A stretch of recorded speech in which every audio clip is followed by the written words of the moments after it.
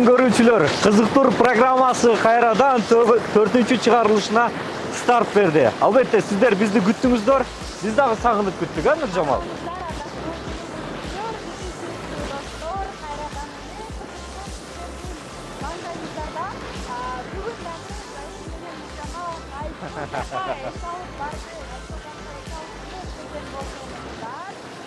Биз анда дал ушул кол жерде сиздерге тааныштырабыз.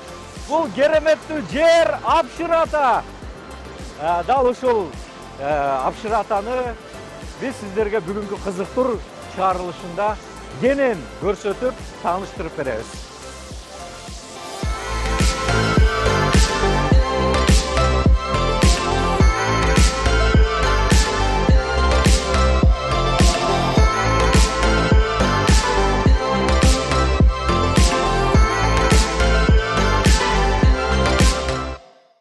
Кызыктуу программасын кызыктарга бай кылыш үчүн, көрүүчүлөр үчүн биз бардык нерсеге даярбыз да, эмне гана кылбайбыз. Азыр чыгып суу болууга да дейсизби? Ооба, атага алыска кеткен, бүтүндөй Кыргызстан тааныган ушул Апшыратанын баягы тоонун боорунан ташты жарып суу чыгып аткан жерине келдик азыр.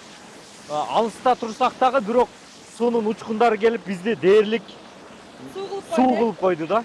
Негизи бираз маалыматтар бере кетели. Ооба, сөз. Бул Апшырсай деп аталат. Мындан кийинки суунун агымы. Бул жер Ош шаарынан 70 чакырым алыстыкта жайгашкан.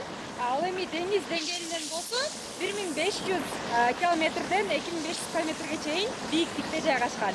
Ош шаарынан жолго чыга турган болсоңуздар, эс алууга. Анда коркпой келе бериңиздер. Жолдору тегиз, буюрса мындай түйү ылдый болгон унаалар дагы коркпостон келе алат. Акырын жай келсеңиздер, бир 2 сааттын аралыгында ушул Апшырата эс алуу жерине келсеңиздер болот. Анан бүгүн 22 май, аба ырайы жакшы болуп турган мезгилде сезон эми башталып атыптыр. Өзбекстандан келген туристтерди дагы, конокторду дагы биз бул жерде жолуктурдук, Тиги тоонун теп үстүнөн түшүп аткан суу бул жерге сөзсүз түрдө конокторду, туристтерди чакырат. Андан сырткары мен ылдайды көрсөтүүгө чакырам барыңыздарды. Бул жакта туристтер үчүн бардык келе турган эс алуучу конокторго дагы шарттар түзүлгөн. Жылкы менен айланам десеңиздер, ат айдапчы. Андан сырткары төөлөр дагы бар экен. Келип тоону көздөй, мындан ары Апшырата көлү бар экен, тоонун баш жагында. Ал жака деле унаа барат. Же болбосо жылкылар менен дагы ал жака барсаңыздар болот. Эми ылдыйды көздөй түшөлү.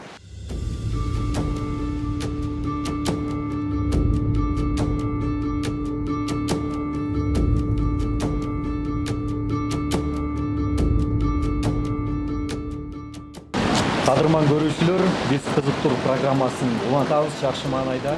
Биз азыр Апшыратадагы Ажы үңкүр деген бир касиеттүү үңкүрдүн ичинде отурабыз. Бул жерде биздин сыйлуу, ардактуу коногубуз бар. Абдужамил абабыз, Апшырата айылынын тургуну, ушул жердин башчысы, Аксакал деп койсок болот. Ассаламу алейкум аба, дагы бир жолу.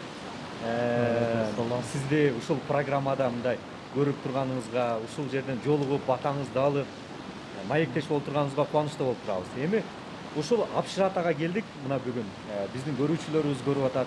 Апшыратанын жаралышы тууралуу, тарыхы тууралуу сизден билген адам катарында сурайлы деп атабыз да, көрүүчүлөргө түшүндүрүп берсеңиз. Апшырата деген эмнени түшүндүрөт? Бул Апшырата деген апшыр дегени ап деген суу экен, сир деген сүт болот. Илгери машы элдер көбөйгөн маалда ачарчылык болот экен. Ушу айтышка караганда машы Нух пайгамбарыбыз жаныбар макулуктарды адамдарды машы жерге таркатып маалда элдер көбөйүшүп калган маалда Ыдырыс пайгамбардан элдер сурашы. Ыдырыс пайгамбар алдыңкы пайгамбарлардан экен да. Ооба. Сонда Ыдырыс пайгамбар Алла Тааладан сураганда машы эки тоонун ортосун көрсөткөн да. Сонда машы таштыга мискей менен урганда сүт атырылып чыккан экен. Сүт атырылып чыгып, элдер тошкулуу болуп жашап калган бир маалда бир дарыянын чекесинде бир келин машы баласын жалагын жууп калганын көрүп калат экен. Аны көрүп калган Ыдырыс пайгамбар Алла Таалага айтат экен, бул сүттү кадырлап атпайт экен да. Анан Алла Таала сууга айлантып койду. Бирок мына ушул сууду сайыз маалда текшерип көрсө сүт касиети даана эле бар экен да. Сүт бар. Курамында суу бар экен да. Sonымен қасиет екен да. Эми Анан- ошол суудан угуп атабыз бул жерде. Сиз дагы эфирден сырткары айттыңыз. Сууну келип дары катары пайдаланып, ошо жарасы барлар, айыгып кеткендер бар деп айтып атасыз да. Өзүңүз эми көрүүчүлөргө айтып бериңизчи ушул тууралуу. Мына шу Шипа булакты илгери Котур булак деди ачык эди илгери. Ачык болуп бардыгы мына шу алып кинише берет эди. Анан кээ бир мына жарасы барлар шу азыр дагы күндө шу жарасы барлар жууп алып, сакап алып дагы алып кетип атат. Онан эмес бир кенеден мына шу бөйрөмдө таш бар деп, шу судан ичкенде ташым түшүп калды деп. Анан бир кемпирлер келип алып путуну мая чейин жууп деп, 3 баласы бар десем деп, шу суга путун жууп деп, путун бармактар мана чыңырап неп калды деп, кайдадан түшсө болобу? Анан бул жерге келген коноктор жетим бөтөлкөлөргө, атайын идиштерге ушул сиз айтып аткан биз билген Котур булактын суусунан алып кетип, дары катарында дагы ичсе, пайдаланса болот экен да. Сол үчүн суларды алып кетишет да. Кээ бирлери 1 литр, кээ бирлери 10 литр, 20 литрден алып кетишет. Сунун пайдасы бар да. Анан Абдужамил аба, биз азыр жогоруда айттык, ажыке үңкүрүндө олтурабыз дедик, Жок, эмне дедик үңкүрдүн атын? Хажы үңкүрү дедик. Хажы үңкүр, шундай Хажы үңкүр. Эмнеден бул Хажы үңкүр деп аталып калган? Бул жерге кимдер келет? Эмне болот бул жерде? Көрүүчүлөргө түшүндүрмө берип өтсөңүз кубанычта болот эле. Хажы үңкүр дейбиз. Бул үңкүрдү сайыз мал дейт, мына шу. Манандай чокулап кегеткен малда 1-2 адам оттурганда өтүп кеткен экен да. Көрсө анан бер азиз жер экен деп зыяраттуу жер бар. Жосом илгери машаганын алда келип алып тура Куран окушуп, маш табылып келип, шүбүгөлөп, шүкүрө байлашып, дуа кылышып, Шипа булактан, Котур булактан бет колун жууп, алып кетишип, эмне кылышып берилген да.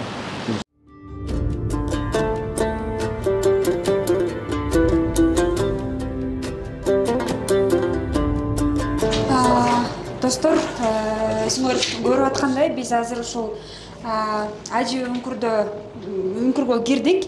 Могу ичине чейин кириш керек экен, мына акыркы точкага чейин. Биякта кесиптешим да келатат. Тигил жакта болсо үңкүрдүн оозунда бизге жанагы маалымат берген абабыз азыр бизге бата бермекчи. Хыдаят берген, умражылар насip etsin. Tilegen bardıq arzu masatını versin. Eki din abad mekan kılsın. Ziyaretler kabul olsun. Allah razı olsun. Allah Ekber, Allah Ekber. Айтканыңыз келсин аба. Денсаулыкта болуңуз. Мынакей достор, бул үңкүрдүн эң акыркы точкасына келдим. Мындан ары жок экен. Бул жакта бир аз демиң кысыгып баштайт экен. Ошон үчүн чыкканга шашып атам. Батаны дагы алдык, эми чыгып баратам.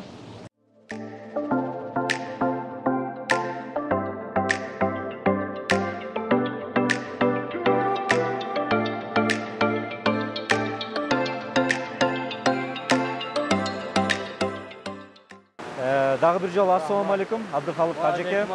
Эми биздин көрүүчүлөргө аябай кызыктуу да. Тоонун борунан агып түшүп аткан, жарып агып түшүп аткан суу кайсыл жактан келет, кантип түшөт деген бир кызыктуу суроолор пайда болот да.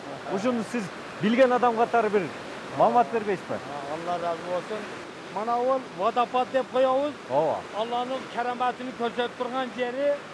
Mana zoodun тешигинен чыгып аткан сууну Allah'ın кудуретинен, шундай Allah'ın керемети менен mana шунча кылым болгон болсо, шунча кылым замандан бери чет өлкөдөн келип, her bir аппараттарını mana булактарга, ошол үңкүргө чыгып, бурит этип, жип менен асылып, turistlerdi alıp gelip şolar menен çıkıp oşo yerlerdi tartıp oşo yerlerin içine çeyin aparatlardı koyup mana köprünün aslında Şipa bulak var. Şu Şipa bulakka da şu aparatlarını salıp jaylöylerde her bir bulaklarga kızıl tazıl siyah ranglardı çeçip şu siyah ranglar şu zoodun teşiğine çıkağı degen manide. Biri de leş zoodun teşiğine çıkan emes. Mana jambır cevap, mana ol derya laykalansa Allah'ın kudretine mana Şipa bulak Tap-taza filtrlengen suday olup Allah'ın kudretine çıkıp durar. Mana vodopodning suvida hech qanday loyqalanmaydi, tosh, qum oqmaydi yerdan. Shuncha qilim zamondan beri izildashib, buni shu zamonga chayin hech kim belgisiz tavi tuyuna jetelek. Mana qancha yildan beri shu yerga olis yaqindan kelayotgan chet o'lkalardan keladi. Arabiyalardan keladi, Turkiyalardan keladi, Dubaylardan keladi. Даже Amerikalardan keladi. Yuristler, turistler keladi. Araplar keladi. Allah'ın kudretinden Araplar kelip Allah'ın kudretinden şu suğa ikramları menen kirip alışadı ekan. Öz gözümüz menen gördük. Bu Kırgızstan'ın eli özü cennette jüre turbayı. Mana suudu qaragıla. Mana Şifa bulaqtın suyunu qaragıla. Mana doğdu tezgiden çıkıvatkan suyunu qaragıla dep Araplar şunday tangırkap taң kalıştı. Ажеке, bizde сұрау пайда болып жатады да. Бұл Шипа бұлақтың суысы менен тоның борынан шығып жатқан водопадтағы суының дамында айырма болуы? Şu doğdu tezgiden düşüvatkan suyunu için dami bölük başkaça. Allah'ın kudretinden. Ana keliniz mana Şifa bulaqtın suyunu içip görünüz. Bunun dami bölükçe başka.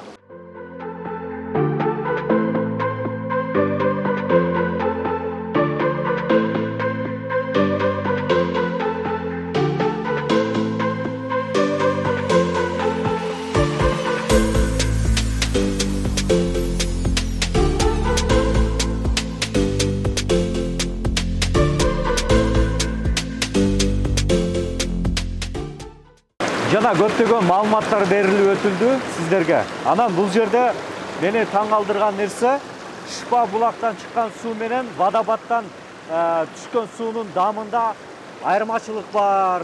100% кепилдик деди. Эми биз ушул жерде турган адам катары текшерип көрөлү дамын. Айырмачылыгы барбы? Сиздерге айтабыз.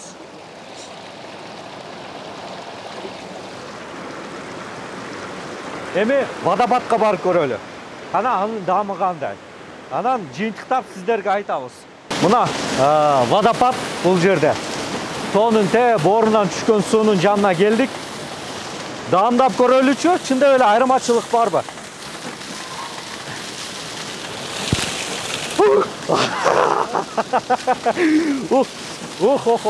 Суу муздак.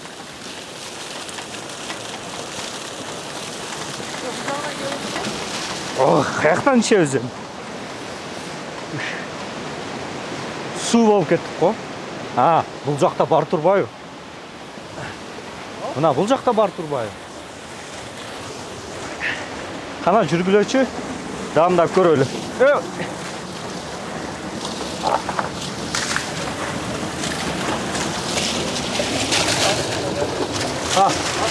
Бисмилlah.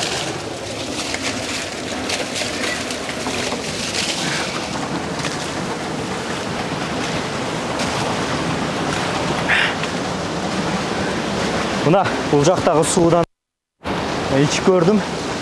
Айырмачылыгы бар экен, мага байкалды. Тиги Шипа суу бир аз мындай туздуураак даамы бар экен да. Анан бул жердеги суу кадимкидей эле өзүбүздүн таштан ташка урулуп бышкан суулар бар го. Кайра ичким келе берет. Ошондой суу экен даамычы. Мен сиздерге көз булакты көрсөтөм азыр. Кызыккандар бар. Көпүрөнүн түбүндө жайгашыптыр. Көз булак тууралуу мен сиздерге азыр өзүм уккан ушул жерден. Өзүм алган маалыматтарды бөлүшөм. Кана жүрүңүздөр. Суу ичем деп атып, колдорум тоңуп муздап калды. Мен жогоруда айткан бул көпүрө. Көпүрөнүн түбүндө биз жогоруда баса белгилеп айткан көз булак деген булак бар. Жүрсөңүздөр, мына биз көпүрөнүн түбүнө түштүк. Бул дарыя. Дарыяны көрүп атасыздар, түшүн ылайкаланып кеткен да. Анан ушул көпүрөнүн жанында мына туп-тунук болуп бул жактан булак чыгып турат экен. Бул булактын аты көз булак. Көзү зрениялары начар болуп, жакшы көрбөгөн, көзү ооруган адамдарды ушул жердеги шейхтер дагы чакырып атат жогоруда. Келип суунан алып кетип, көзүңүздөрдү жууп ушул көз булак суусу менен ичсеңиздер көзгө шифа болот дейт. Ошондуктан бул жерге жөн гана эс алуу үчүн келүү менен биргеликте идиштерди алып, ушул шифа булактан, көз булактан сууларды алып кетип, мындай дары касиетинде дагы пайдалансаңыздар, өзүңүздөрдүн ден соолугуңуздарга жакшы болот. Менимче бул маалымат мен үчүн дагы жаңылык болду, сиздер үчүн дагы бир жаңылык болду деп айта алам.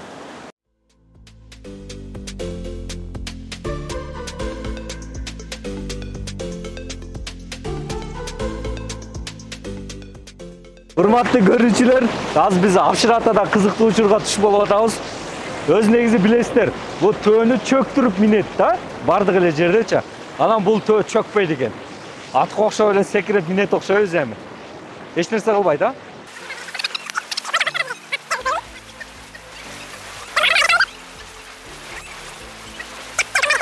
Урматтуу көрүүчүлөр, төөгө өмүрүмдө биринчи жолу минип көрүшүм. Анан өзүмдү ишенесиңерби? Ошондой образга кирип алып, Сахара чөлдөрүндө, Аравиянын чеги жок, башы жок, аягы жок чөлдөрүндө жүргөндөй эле сезип атам.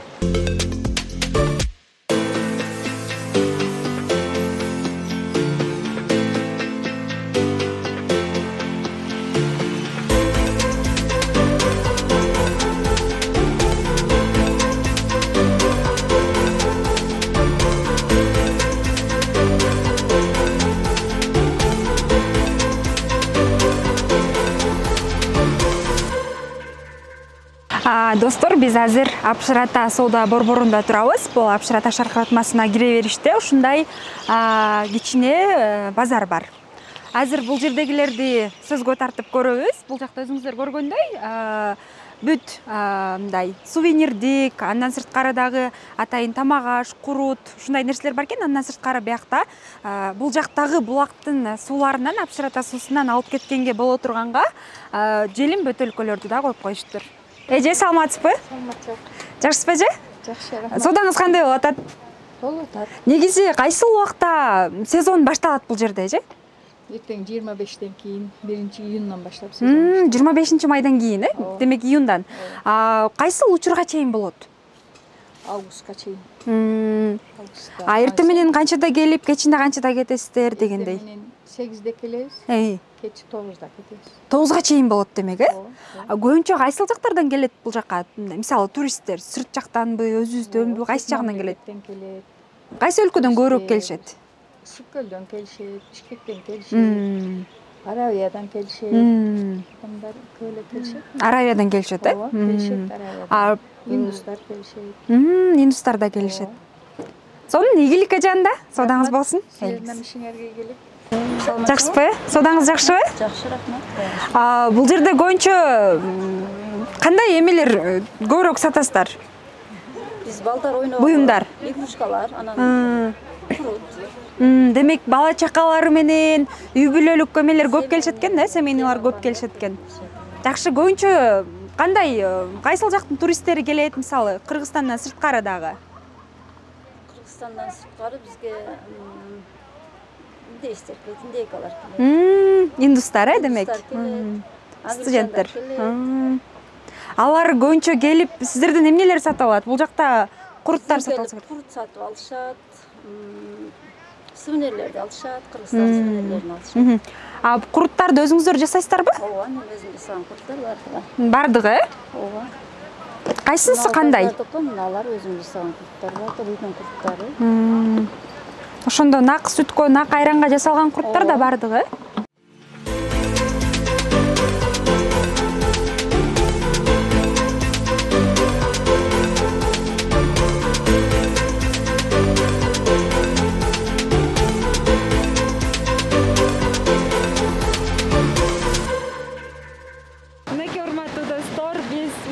Суу болуп, басып, экинчи шаркыратма булакка келип жеттик.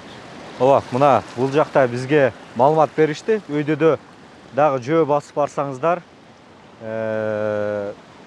экинчи водопад бар деди. Ал жактан түшүп келип аткан мына сууну көрүүгө болот. Эми ушул экинчи водопадты сиздерге көрсөтөбүз. Бул Апшыратадагы экинчи водопад, эске салам. Бул жака көп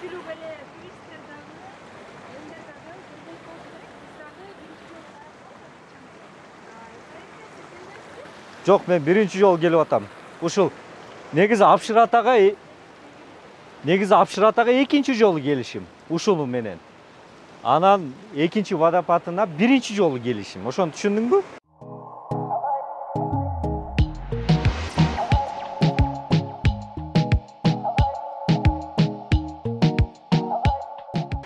Урматтуу көрүүчүлөр, биз өйдөнү көздөй кетип атабыз. Анан чалкандар көп экен бул жердечи. Чалкандардан абайлагыла кыздар. Чалкандардан. Жок, биз тартып чыгара турган убакыттан өтүп калганбыз.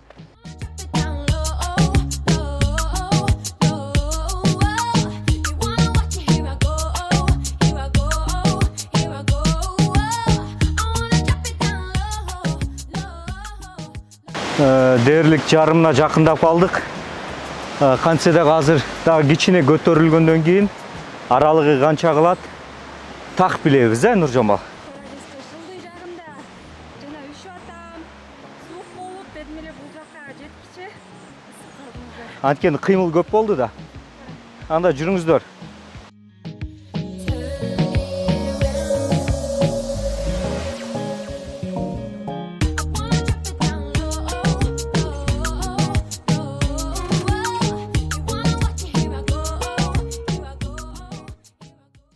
Мына кызыктуу программасынын көрүүчүлөрү, биз көздөлгөн дарекке дагы жетип келдик. Албетте көп кыйынчылыктар болду. Нуржамал, кел. Этсат бол.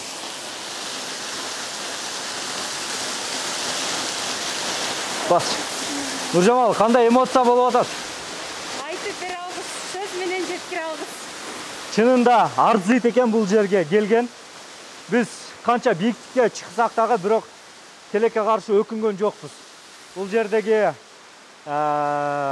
чыныгы табигый кубулушту көрүп, кооздукту көрүп, жан дүйнөбүз рахат алды.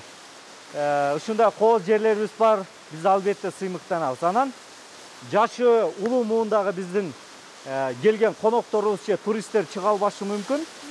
Бирок жаштар чыгып, сүрөттөргө түшүп, тасмалардан мындай өзүнүн жакындарына бөлүшүп кетсе болот. Сөзсүз түрдө анан ылдыйда биздин ошол аксакалдарыбыз, ажыларыбыз айткандай, бул жакка келип атайын ушул жерден дагы могу сууну булакты ичип кетүүгө болот. Желимбетелик алып албакпыз да. Ушунча келгенден кийин карабайсыңбы? Эсибизден чыгып кетти бул нерсе. Буюрса жок дегенде даам сызып, ушул касиеттүү суудан ичип, анан кетебиз,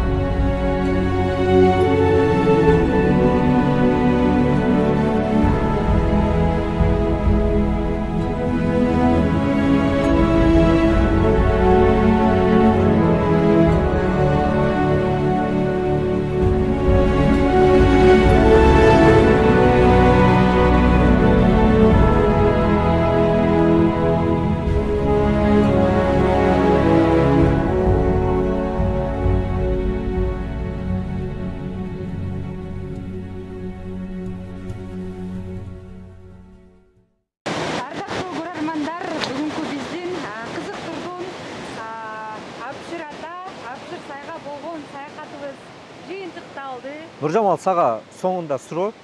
Мына 4-чү чыгарылышыбыз тартылып атат. Бул чыгарылыш башка чыгарылыштардан караганда мында өзгөчөлөндү? Сөзсүз түрдө өзгөчө ошол жогору жактагы экинчи шаркыратма булакка барганда буга чейинки дол элек эмоциялар болуп, ошондой сонун бир таасирлер болду. Муну көрөрмандар дагы көрө алды болуш керек алдыңкы кадрлардан. Дегеним, сөз менен жеткирип бере албыз.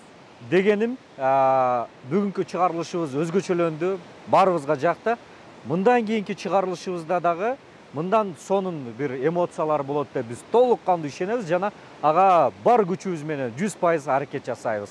турубуз ушуну менен жыйынтыкталат. Анан Кийинки айта кетчү нерсе, биздин турубузга кабылуучулар болсо, биз дагы деле кошуп алабыз катарыбызга.